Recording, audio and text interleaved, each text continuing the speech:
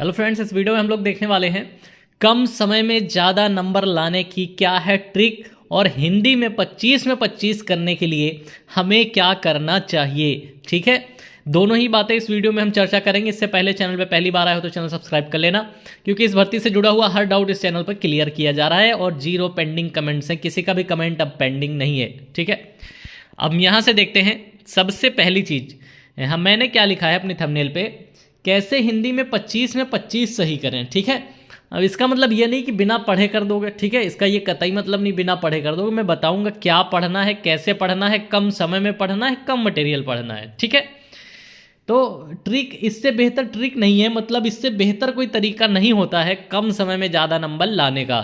ठीक है, 99% सटीक रणनीति का मतलब है कि अगर आप मेहनत करोगे तो सच में 25 में 25 मार दोगे। ठीक है, सच में 25 में 25 मार दोगे अगर मेहनत करोगे। ठीक, आइए दिखाता हूं मैं आपको हिंदी का पेपर।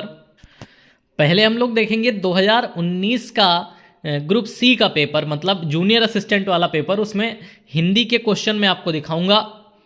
ठीक है, देखो पूछा गया है, लता ने मुझे चित्र दिखाए। अब इसमें पूछा है कि चित्र क्या है। ठीक है, इसमें पूछा है कि वाक्य में कर्म क्या है। तो वाक्य में कर्म मतलब ऑब्जेक्ट। इंग्लिश भी आप साथ साथ पढ़ ही रहे हैं तो आप इतना समझते हैं, इंग्लिश में सब्जेक्ट होता है, वर्ब होता है, ऑब्जेक्ट होता है। तो इसमें ऑब्जेक्ट पूछा है, कर्म मतलब ऑब्जेक्ट। ठीक है, तो लता तो क्या हो गई, सब्जेक्ट हो गई। ठीक है, और दिखाए क्या हो गया, वर्ब हो गई। तो बचा कौन, मैं क्या हो गया, मैं तो प्रोनाउन हो गया। ठीक है, अब ये चित्र जो है ये नाउन ऑब्जेक्ट है। ठीक है, तो ये चित्र वाला उत्तर सही हो जाएगा। अब इसके बाद भूतकाल के उपभेद पूछ लिए। ठीक है, तो भूतकाल के उपभेद 6 होते हैं, तो ये आपको पढ़ने पड़ेंगे। कैसे पढ़ने ये मैं बताऊंगा। सामान्य भूत, आसन भूत, पूर्ण भूत, अपूर्ण भूत, संदिग्ध भूत, हेतु महत भूत। ठीक है, अब याद कर लो, यहीं पे मैं बता दे रहा हूँ, यहीं से डाउट क्लियर, आगे जाने की जरूरत नहीं, पढ़ने की जरूरत नहीं। भूत का टाइप, ठीक है, भूतकाल में 6 भेद और वर्तमान काल में 5 भेद। ठीक है, और भविष्य काल में 3 भेद। देखो भूत से चलेंगे तो 1 कम। ठीक है, 6 से हो गए 5, 5 से हो गए 3। ये तरीका याद कर लो, आज के बाद नहीं भूलोगे कि किस वाक्य में कितने भेद हैं। ठीक है, तो भूत में हो गए 6, वर्तमान में हो गए 5 और भविष्य में हो गए 3। चलो आगे देखते हैं। इक प्रत्यय के उपयोग से भूगोल शब्द में किस प्रकार का परिवर्तन होता है। ठीक है, यानी ये सवाल किससे है, प्रत्यय। और कोई सवाल आएगा उपसर्ग, प्रत्यय उपसर्ग। ठीक है, बहुत कठिन टॉपिक नहीं है, बस आपको समझना है इन्हें। तो इक प्रत्यय लगाना है, मतलब पीछे इक लगा के अगर बनाए भूगोल को तो क्या बनेगा। तो बहुत ही सिंपल है, अगर आपने हिंदी मीडियम के स्टूडेंट हैं, आपने बचपन से ही पढ़ा होगा भौगोलिक। ठीक है, किसी भी चीज़ का भौगोलिक स्वरूप तो होता है भौगोलिक, भूगोल प्लस एक भौगोलिक। अब पूछा गया है उत्तरायण शब्द का विलोम बताइए, तो उत्तर का उल्टा क्या हो जाएगा, उत्तर का उल्टा क्या हो जाएगा, दक्षिण। ठीक है, उत्तर का उल्टा दक्षिण। ठीक है, उत्तरायण दक्षिणायन। अब इसमें बहुत ज़्यादा वैसी कोई बात नहीं है कि बहुत पढ़ना पड़ेगा, बहुत रटना पड़ेगा कोई टॉपिक। ये उत्तरायण दक्षिणायन भूतकाल के भेद देख पढ़ने वाली चीज़ मिली थी आपको। ऊपर आप बता सकते हैं कि कौन कर्ता है कौन कर्म है, बहुत सिंपल था। एक कर्ता होता है एक वाक्य में और एक कर्म होता है अगर कर्म है तो, अगर सकर्मक है तो। ठीक है, अब ये पैराग्राफ है, पैराग्राफ से छांट के उत्तर लिखने, क्या इसके लिए कोई टॉपिक पढ़ने की आपको ज़रूरत है, तो बेसिक है आपका कि पैराग्राफ पढ़ोगे, क्या पूछा गया उससे छांट के उसका उत्तर लिख दोगे। ठीक है, अब एक देखो यहाँ पे थोड़ा काम की चीज़ है कि निम्नलिखित का विलोम शब्द बताइए, यानी आपको पर्यायवाची और विलोम। ठीक है, पर्यायवाची और विलोम पढ़ने पड़ेंगे, पर्यायवाची विलोम ये पढ़ने पड़ेंगे, तब इसके नंबर आएंगे। लेकिन इसका क्या तरीका होता है वो जरूर आपको बताऊंगा। अब पूछा गया उल्टा का विलोम क्या होता है, इसका उल्टा क्या होता है। ठीक है, तो इसका उल्टा होता है पतिव्रता। ठीक है, पतिव्रता नारी, दोनों ही शब्द नारी के लिए आते हैं, उल्टा नारी और पतिव्रता नारी। ठीक, अब अगली स्लाइड हम देखें तो, ठीक है, यहाँ मेरा मकसद आपको पेपर सॉल्व कराना कतई नहीं, यहाँ मेरा मकसद है आपको सिर्फ ये याद दिलाना कि कितने ऐसे टॉपिक हैं जिनसे आया हुआ क्वेश्चन हमें किताब में पढ़ना है, और कितने टॉपिक हैं जो जनरल हैं हमारे, हम अपने दिमाग से कर देते हैं, उसके लिए कोई टॉपिक पढ़ने की जरूरत नहीं पड़ती है। ठीक है, अब यहाँ देखिए सही शब्द चुनिए, निम्नलिखित में से सही शब्द चुनिए। अब बताइए क्या कोई अलग से आप चैप्टर पढ़ेंगे तभी ये होगा। अगर आप हिंदी पढ़ते आ रहे हैं, बचपन से लिखते आ रहे हैं, तो आपको पता चल रहा है मूर्धन्य कोई शब्द होता है, नहीं होता है। ठीक है, मूर्धरेन कोई शब्द होता है? नहीं होता है। मूर्धन्या कोई शब्द होता है? मूर्धन्यन्या तो कुछ नहीं होता है, सिंपल सी बात है, मूर्धन्य होता है। ठीक है, और जब वर्णमाला वाला चैप्टर हम पढ़ते हैं तो मूर्धन्य शब्द बहुत बार हमें पढ़ाया जाता है।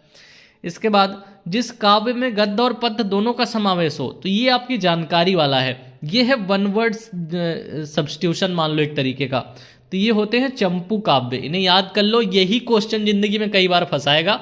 ठीक है, ये एक वन वर्ड है जो आपसे पूछ लिया जाता है तो आपको समझ में नहीं आता विकल्प, इसे हमेशा के लिए याद कर लो। इसके बाद असरफी की लूट और कोयले की छाप। ठीक है, ये एक मुहावरा लोक्तियाँ हैं। लोक्तियाँ मुहावरे में बेसिकली हमें याद करने की जरूरत नहीं पड़ती, हम उसके बोलने से ही समझ जाते हैं कि क्या कहना चाह रहा होगा। ठीक है, तो इसमें बी ऑप्शन सही है, मूल्यवान वस्तु को नष्ट कर देना और बिना मूल्य वाली तुच्छ व्यक्ति की रक्षा करते रहना। ठीक है, ये होता है असरफी की लूट और कोयले की छाप। इसके लिए आपको बहुत पढ़ने की जरूरत नहीं है, जो भी आपसे पूछा जाता है मुहावरा लगभग उसका अर्थ आपको समझ में आ ही जाता है, क्योंकि रोज के सुन रहे हैं आप रोज इसे। अब छा वर्ण में अब बताओ कि एक वर्णमाला का एक अक्षर है, हम इन्हें पढ़ते हैं। ठीक है, संयुक्त वाक्यों, संयुक्त शब्दों में अक्षरों में पढ़ते हैं, संयुक्त अक्षर है ये। तो किस शब्द से बना है? तो का के नीचे हलंत और सा के नीचे इस वाले पेट चिरे सा, जो इसे क्या कहते हैं आप लोग, हमारे यहाँ खा भी कहते हैं, सा भी कहते हैं। ठीक है, तो इसको जोड़ेंगे तो आपका ये बन जाता है। यानी ये आपकी बेसिक नॉलेज, ये नहीं है, ये आपकी बेसिक नॉलेज होनी चाहिए। ठीक है, शायद इसमें जो है ये पहला वाला है। ठीक है, पहला वाला, निम्नलिखित में से कौन सा शब्द कामदेव का पर्याय नहीं है? अब इसके लिए आपको पर्यायवाची शब्द याद करना है। अभी मैंने पहले भी बताया था, पर्यायवाची और विलोम बहुत इंपॉर्टेंट है। ठीक है, कौन सा नहीं है पूछा है, कौन सा नहीं है इसमें से ये आपसे पूछा है। तो पुष्प धनवा है, ठीक है, अनंग है, सचीपति जो है आपका इसमें से नहीं है, सचीपति नहीं है। ठीक, देखो ये कितना अलग सा क्वेश्चन है। देखो आप देख रहे होंगे, सचीपति पर्याय इसका नहीं है, और नीचे चौथा ऑप्शन है उपर्युक्त सभी। ठीक है, तो क्या अगर इसे हम अलग हटा दें तो ये वाला ऑप्शन यहाँ रखना ठीक है? क्या ये वाला यहाँ रखना ठीक है? क्योंकि ये दोनों हैं। ठीक है, ये वाला नहीं है और ये वाला है, फिर कैसे हो सकता है? ये वाला है फिर कैसे हो सकता है?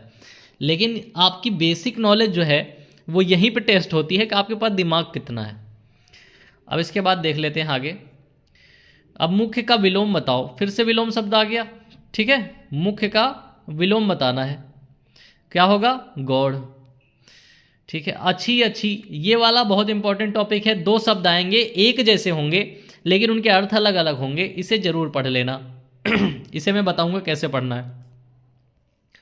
इसमें शुद्ध का चयन करना है, तो योगीराज, यो वाला योगीराज इसमें शुद्ध है, ये आपके बेसिक माइंड पे होता है, इसके लिए पढ़ने की जरूरत नहीं है अलग से कहीं। संधि और समास दोनों किसमें हैं? संध और समास दोनों किसमें हैं? ठीक है, तो ये कहीं से कनेक्ट नहीं हो रहा, दो शब्दों को जोड़ के बना होगा तब तो संधि होगी, दो आधे आधे शब्दों को जोड़ के। ठीक है, दिन रात तो आधे आधे जोड़ के नहीं बना, दिन और रात अलग अलग शब्द हैं तो नहीं होगा। ठीक है, चंद्रमा तो चंद्रमा होता है।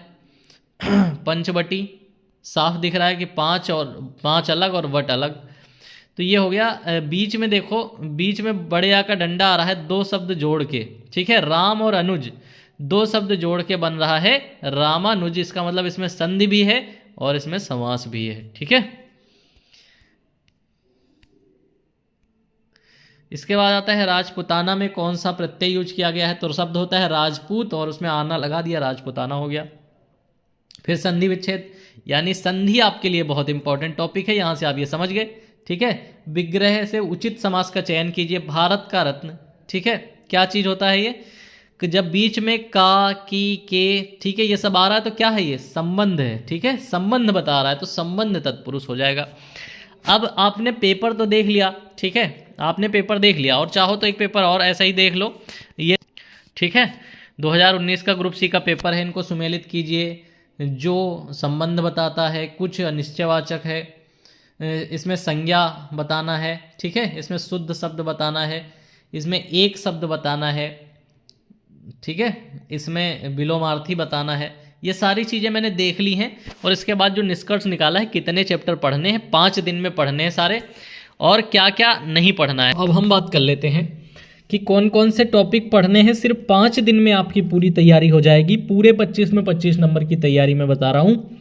5 दिन में हो जाएगी कौन से टॉपिक पढ़ने और कितने पढ़ने हैं, उससे ज़्यादा नहीं पढ़ने हैं। ठीक है, जैसे संज्ञा, क्रिया, सर्वनाम और कारक, इनकी पहचान, ठीक है, इनकी पहचान और इनके टाइप, ठीक है, कितने टाइप के कौन से होते हैं, इनकी पहचान और इनके टाइप याद करने हैं बस। इसके बाद कारक, कारक की पहचान, ठीक है, कारक की पहचान और टाइप, कारक की पहचान और टाइप। क्योंकि देखो ऊपर संज्ञा, क्रिया, सर्वनाम, विशेषण, कारक, इनके बस पहचान और टाइप आपको याद करना है, एक दिन में हो जाएगा। संधि समास एक दिन में आप पढ़ लेना, संधि समास, बस इनकी पहचान, ठीक है, इनके टाइप नहीं, इनकी पहचान, बस इनकी पहचान पढ़नी है। पहचान, बहुत सारे एग्जाम्पल नहीं रट रहे हैं, बस इनकी पहचान पढ़नी है। अब ये हो गया एक शब्द, ठीक है, और ये हो गया एक जैसे शब्द, ये दोनों आप और प्रत्यय उपसर्ग, ये एक दिन में तीनों टॉपिक पढ़ेंगे। छोटे छोटे टॉपिक हैं। ये ऊपर वाला वन वर्ड है, ठीक है, नीचे वाला एक जैसे 2 शब्द होते हैं लेकिन दोनों के अर्थ अलग होते हैं, वो शब्द आपको पढ़ लेने हैं। तीसरा है प्रत्यय कैसे लगता है, उपसर्ग कैसे लगता है। इतना आपको पता होगा तो आप ऑप्शन से अंदाजा लगा लेंगे कि कौन से शब्द का प्रत्यय कौन सा होगा। अब इसके बाद पर्यायवाची और विलोम याद करने हैं, लेकिन ऐसा नहीं है कि 100 लोगों के पर्यायवाची विलोम याद कर लो, ठीक है, ऐसा नहीं करना है। ऐसे तो पूरे दिन याद ही करते रहोगे।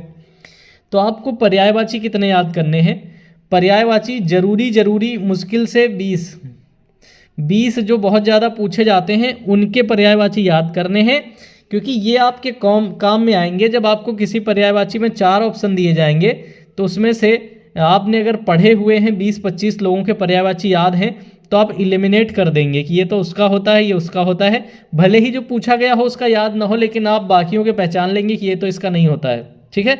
ये फायदा होता है पूरा 200 पर्यायवाची याद करने में और 20-25 याद करने में। क्वेश्चन तो वो सही ही होगा, आप चाहे 20-25 याद करके जाओ और ऑप्शन एलिमिनेट कर दो कि ये उसका होता है और ये इसका होता है, ठीक है, या फिर सारे याद करके जाओ तो जो ऊपर पूछा गया है वो फंसने के चांस ढूंढो कि ये डायरेक्ट यही पूछ लिया जाए तो मैं बता दूं, ठीक है। 2 तरीके से पढ़ाई होती है। अब विलोम में क्या है, विलोम में आप पढ़ जरूर सकते हैं, जरूरी नहीं पढ़ा हुआ आएगा, कोई भी शब्द पूछा जा सकता है आपसे विलोम में। तो विलोम के लिए ज़्यादा परेशान होने की जरूरत नहीं है, पेपर में आएगा तो आप अंदाज़ा लगा लेंगे कि जो एक जैसे ऑप्शन है वो तो नहीं होंगे, जो अलग है इनसे वही होगा, क्योंकि एक ही चीज़ के 2 विलोम तो आ नहीं जाएंगे ऑप्शन में, तो वो तो पहले ही हट जाएंगे। तो उसमें एक शब्द होगा और उसका विलोम देखना होगा, क्योंकि ज़्यादातर उस शब्द के पर्यायवाची ही देते हैं ऑप्शन में ताकि आप कन्फ्यूज़ हो जाओ। अब इसके बाद बात करें, रस, छंद, अलंकार की पहचान याद करनी है आपको। अब इसका मतलब ये नहीं कि जितने भी छंद हैं सारे पढ़ने हैं, सारे थोड़ी पढ़ने हैं, ऑप्शन में आएंगे सारे, तभी आपको काम करेंगे, ठीक है। अब आपने मान लो छंद पढ़े तो आपको दोहा, सोरठा, ठीक है, दोहा, सोरठा आ गया, ठीक है। अब इसके अलावा जितने भी होते हैं, आपने चौपाई पढ़ लिया, चौपाई बहुत पूछा जाता है। फिर आपसे कुंडलिया, उलाला और पता नहीं कितने सारे कितने पूछे जाएंगे, दोहा, सोरठा, चौपाई और कुंडलिया, ठीक है। ये 4 याद करने हैं, छप्पे वप्पे और ये सब छोड़ देना है, क्योंकि जब ऑप्शन में आएगा ना तो आप पहचान लेंगे कि ये ऑप्शन तो दोहा वाले का है, ये ऑप्शन सोरठा वाले का है, ऑप्शन चौपाई वाले का, इसलिए जो पूछा गया उसका ऑप्शन ये सही है। अगर इनसे ना भी आए, दूसरों से आए, तब भी आप ऑप्शन एलिमिनेट कर देंगे, इसलिए बहुत ज़्यादा पढ़ने की ज़रूरत नहीं पड़ेगी। अब इसके बाद रस की बात करें, रस में बहुत ज़्यादा कुछ नहीं है, मुश्किल से 2 घंटे लगेंगे। किताब से पढ़ना, एक चीज़ मैं बताना भूल गया, किताब से पढ़ना है, वीडियो से नहीं पढ़ना है। वीडियो से पढ़ोगे तो 3 दिन लग जाएंगे, एक ही टॉपिक नहीं खत्म होगा। किताब से पढ़ोगे 2 पन्नों में पूरा टॉपिक खत्म, ठीक है। और रस में क्या करना है, रस को आपके खाली रस के आपको याद करने हैं स्थायी भाव, रस और रस का स्थायी भाव, ठीक है, रस और रस का स्थायी भाव, जो कि तुरंत पहचान में आ जाता है अगर आप सच में बचपन से हिंदी पढ़ रहे हो तो।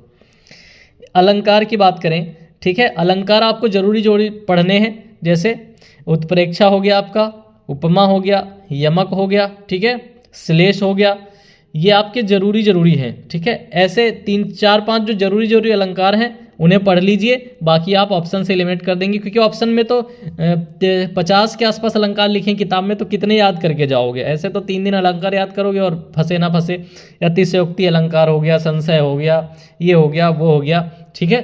तो अतिशयोक्ति पहचानते ही हो, कोई चीज़ बढ़ा चढ़ा के बताई जा रही है अतिशयोक्ति हो गया, उसमें याद करने की कोई ज़रूरत नहीं है, ऐसे ही पहचान लोगे अतिशयोक्ति है। बस ये जरूरी इसलिए कह रहा हूँ क्योंकि ऑप्शन में ये लोग आएंगे तो तुम पहचान लोगे कि ये इसका नहीं है, इसका तो मैंने पढ़ रखा है, इसका भी मैंने पढ़ रखा है, इसका भी, तो जो नहीं पढ़ रखा वही सही उत्तर है।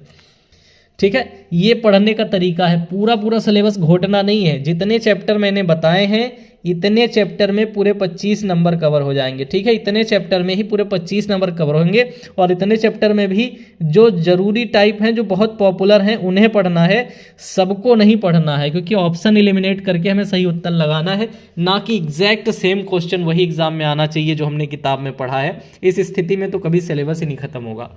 उम्मीद है आप मैं जो बात बताना चाह रहा हूँ वो समझ पाए होंगे भाई। अगर समझ पाए हैं, अगर मेरी बात आप समझ पाए हैं, तो आप बाकी सब्जेक्ट्स में भी यही तरीका लगा के देखना भाई, जरूर आपको इम्प्रूवमेंट दिखेगी, आपको सफलता मिलेगी। कम समय में कम मेहनत में ज़्यादा अंक आएंगे आपके।